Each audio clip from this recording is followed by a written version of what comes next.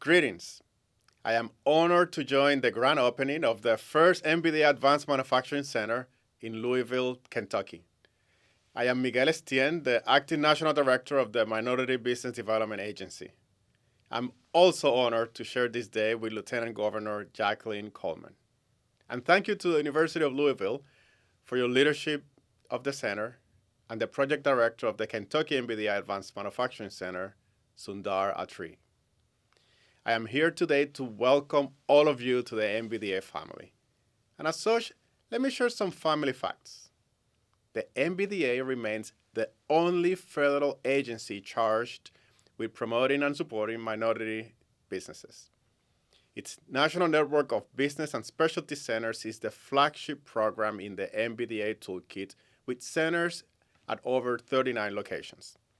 Without a doubt, our most powerful tool is the ability to collaborate with the community we are a part of. We partner with corporations, citizens, academics, non-for-profits, and other stakeholders to advance the MBDA's public policy interests. What we do here matters. Together, we support over 9 million minority businesses. That is roughly a third of all small businesses in the U.S. Minority-owned businesses provide more than 8 million jobs and infuse nearly $2 trillion into our economy every year. It also matters because the backbone of this business community is getting stronger. Demographic trends are in favor. And it matters because if we were to close the parity gap that exists between businesses that are minority-owned and those that are not, we could add close to $5 trillion per year in economic output, according to a report commissioned by this agency. Finally, it matters because supporting and promoting this community is good investment. Money spent in the minority business community stays in the community.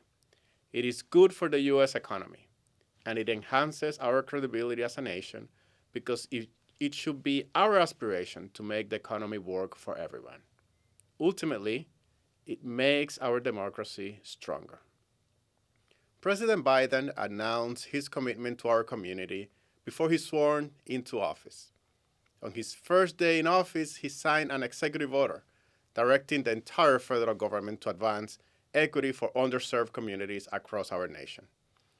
In order to help our struggling businesses during the darkest moments of the pandemic, the administration revamped the Paycheck Protection Program, the PPP, to provide greater access to small businesses, including those minority-owned. The president also recently announced a new goal to increase the share of contracts awarded to small and disadvantaged businesses by 50% over the next 5 years. The president's infrastructure legislation is under consideration by Congress. A key piece of the pending infrastructure package includes the Minority Business Development Act of 2021, another important step to empower the agency to serve this community better. I suspect this center will be serving many promising companies in sectors such as healthcare, logistics, automotive, and aerospace, and in partnership with some of the area's largest corporations, including Toyota, UPS, GE Appliances, and Clarion, among others. The Additive Manufacturing Institute of Science and Technology has over 30 faculty members, all specialists in advanced manufacturing.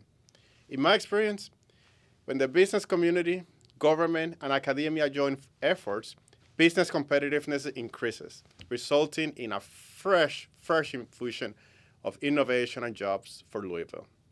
As Commerce Secretary Raimundo emphasized, the road to recovery runs through our minority business community. I look forward to working together, and I thank you for inviting me to share in this celebration.